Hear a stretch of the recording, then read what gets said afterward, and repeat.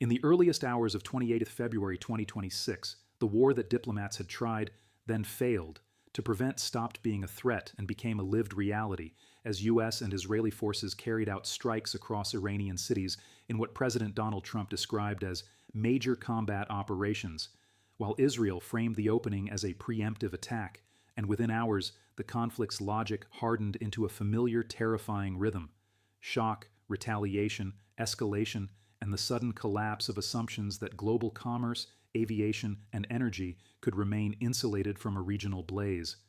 The first wave was not described as a single pinpoint action, but as a broad campaign that, according to later reporting, combined attacks on Iranian leadership with strikes against nuclear, ballistic missile, and other military targets, and as the smoke rose over Tehran, the political center of gravity inside Iran shifted violently when Iranian state TV confirmed that Supreme Leader Ayatollah Ali Khamenei had been killed, an event that instantly transformed the war's character from a clash over capabilities to a direct contest over the survival of a regime and the succession it had built for nearly 4 decades, forcing Iranians to process grief, fury, relief, or fear in the same breath, while the state itself tried to keep functioning under bombardment and uncertainty. By 1st March, international reactions already carried the tone of emergency, with UN Secretary-General Antonio Guterres condemning the military escalation and warning that the use of force and the subsequent retaliation undermined international peace and security, while at an Emergency Security Council meeting, U.S., Ambassador Mike Waltz said the strikes were aimed at specific and strategic objectives, including dismantling missile capabilities, degrading naval assets used to destabilize international waters, and ensuring the Iranian regime could never threaten the world with a nuclear weapon. And Israel's ambassador Danny Danon presented the operation as an answer to an existential threat, rhetoric that underscored how quickly the conflict had been framed as totalizing and how little room remained for a limited, reversible exchange once the first blows landed and the first bodies were counted. In Tehran, the experience was not an abstraction, but a nightly calculation of whether the next impact would be close enough to shatter windows or end a life, and Reuters described the capital repeatedly shaken by explosions as Israel struck Iran's state broadcaster IRIB, hit an area around Mehrabad Airport, and said it hit the Minzadeh underground nuclear development site in Tehran, while Iranian news agencies reported the building housing the Assembly of Experts, tasked with choosing a leader to replace Khamenei, was flattened by an air attack in the city of Qom, all of it feeding a sense that the war was not merely degrading hardware, but severing the connective tissue of governance itself. That feeling emerged in raw human testimony as people fled and Tehran became, in one Reuters account, a ghost town, where a 32-year-old bank employee, Bijan, asked by phone, "How long will this continue? Where are the shelters? Where is the government?" Describing how he and his wife hid in a basement at night while the whole city is empty, and another resident, Firouzeh Sarraj, said she feared taking her 10-year-old daughter for dialysis after a hospital was struck, pleading, "World, do you see? They are killing us." "Hear our voice," lines that carried the cruelty of modern war. Even those not on any target list must make impossible choices about medicine, movement, and survival. Yet this war was never confined to Iran's borders, because Iran's response strategy, part retaliation, part deterrence, part pressure campaign, was designed to impose costs across the region and on the global economy, and by early March, the counterstrikes were described as spreading around the Gulf and into neighboring states that host U.S. bases, with Reuters reporting Iranian drones striking the U.S. embassy in Saudi Arabia after previously hitting the mission in Kuwait, prompting Washington to shut those embassies, close its embassy in Lebanon, and order non-emergency personnel and their families to leave much of the Middle East, while smoke was seen rising near the U.S. consulate in Dubai, and Secretary of State Marco Rubio said a parking lot was hit and all personnel were accounted for, a detail that mattered. Precisely because so much else was no longer under control, once consulates and embassies become targets, diplomacy moves from conference rooms into the blast radius. On 3rd March, the war's scale was described by Reuters as Israeli and U.S. forces pounding targets across Iran, while President Trump said the U.S. military had struck numerous Iranian naval and air targets, and that just about everything has been knocked out, and he sought to justify ordering the campaign after negotiations over Iran's nuclear program stalled, claiming he had a feeling Iran would attack, a justification that did little to calm the world, but revealed how quickly worst-case assumptions had displaced the language of verification and process. The retaliation, meanwhile, was not limited to missiles toward Israel, though those continued, and CSIS later noted Iran initially fired 40 ballistic missiles toward Israel, and that Israel largely repelled them while still suffering deadly breakthroughs, but also involved drones and missiles across multiple countries, with CSIS describing strikes affecting Bahrain, Kuwait, Saudi Arabia, the United Arab Emirates, Qatar, and others, and emphasizing that Tehran's willingness to hit civilian-adjacent targets, from airports to apartment buildings, was consistent with a strategy of imposing a high enough cost that Gulf states might press for off-ramps, because in a region where commerce and travel are the bloodstream, the disruption itself becomes a weapon. That disruption appeared first as confusion, airspace closures, alerts, intercepted projectiles, then as measurable economic stress, as Reuters reported global stock markets sliding on fears that disruption of Middle East energy supplies would reignite inflation, with crude oil up around 5% on the day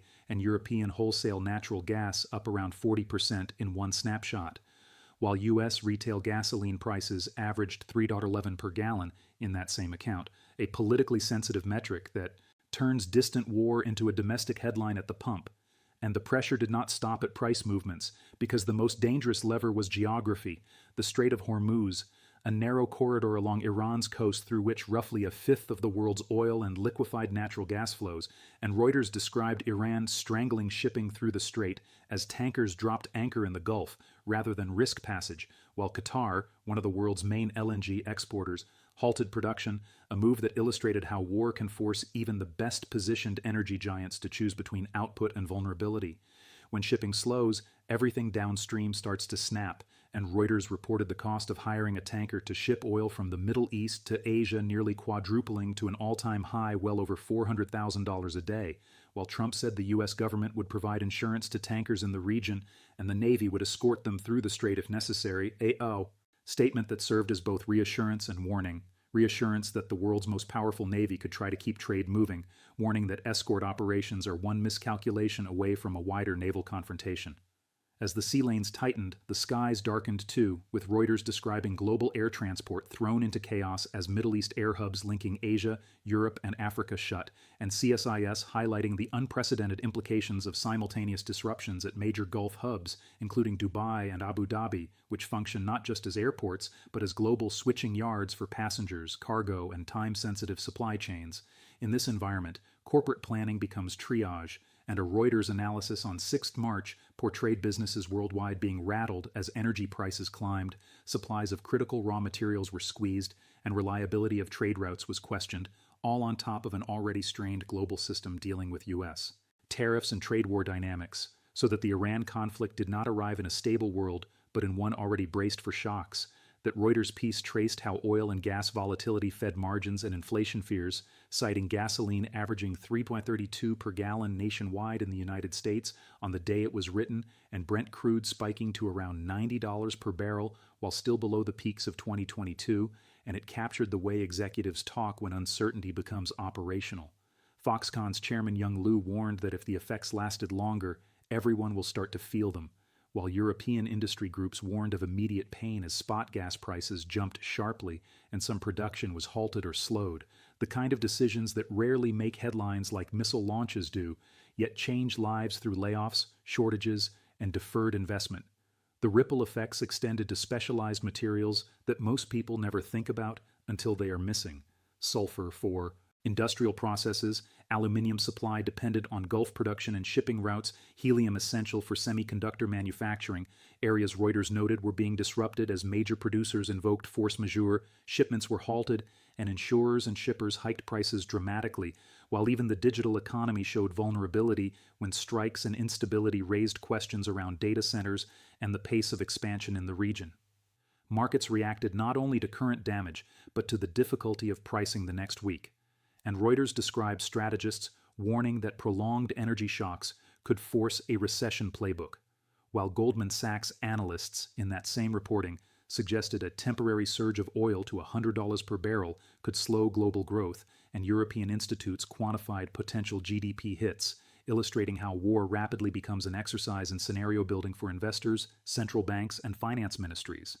Inside the conflict zone, The military tempo suggested ambition and uncertainty in equal measure, as Reuters reported a source familiar with Israel's plan saying a 2-week campaign had been planned but was moving faster than expected through a target list, and that early success included killing Iran's leaders, including Khamenei, in the opening salvo, while Trump said initial U.S. projections were 4 to 5 weeks, and on the question of who might lead Iran afterward, he offered a blunt, destabilizing remark. Most of the people we had in mind are dead, a line that conveyed both the brutality of decapitation warfare and the hazard of assuming political outcomes can be engineered through air power. Amid those strategic statements, the war's moral and legal arguments surged to the surface, with Iran calling the assault unprovoked and illegal, and international leaders splitting between calls for restraint and arguments about Iran's nuclear and missile programs, as Reuters recorded joint statements by Germany, France, and Britain condemning Iranian attacks and urging negotiations, while UN human rights officials warned civilians always pay the ultimate price and urged de-escalation and a return to the negotiating table.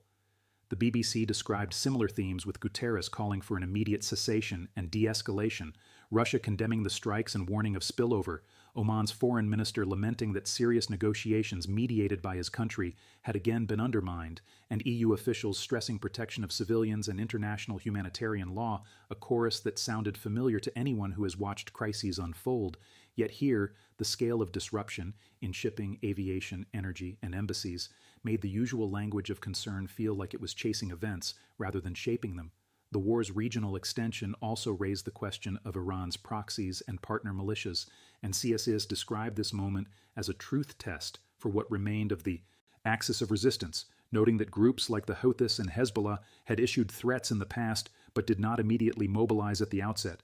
while emphasizing that the death of Khamenei could change calculations and that a resumption of attacks on Red Sea shipping remained a concern, because the maritime choke points of Hormuz and the Red Sea together form a kind of global circulation system for energy and goods. Blockage in one raises pressure in the other. The deepest fear, as analysts suggested, was that desperation could drive expansion, that if regime elements believed collapse was near, they might take the region down with it. And while that remains an assessment rather than a reported fact, it captures why the world response was not simply about choosing sides, but about stopping the cascade.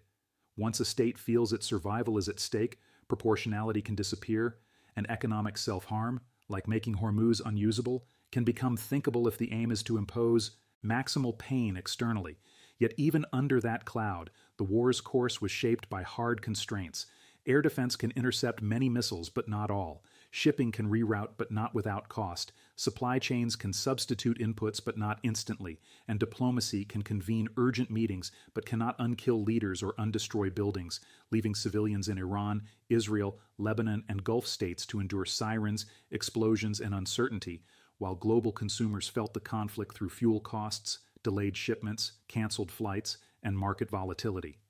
And so the story of March 2026, as it unfolded in reports and statements, became a story of connectivity turned against itself, of a region whose strategic waterways and aviation hubs link continents now serving as pressure points, of a strike campaign that aimed to degrade missiles and nuclear development while triggering retaliation that hit across borders, and of a world that learned again in real time that wars in the Middle East do not stay local because the infrastructure of modern life, energy, shipping, finance, and travel, runs straight through the map of the conflict, making world impact less a prediction than an immediate condition measured in closed embassies, darkened air routes, anchored tankers, surging freight rates, volatile gas markets, and the terrified question asked from a basement in Tehran: where is the shelter, where is the government, and how long will this continue?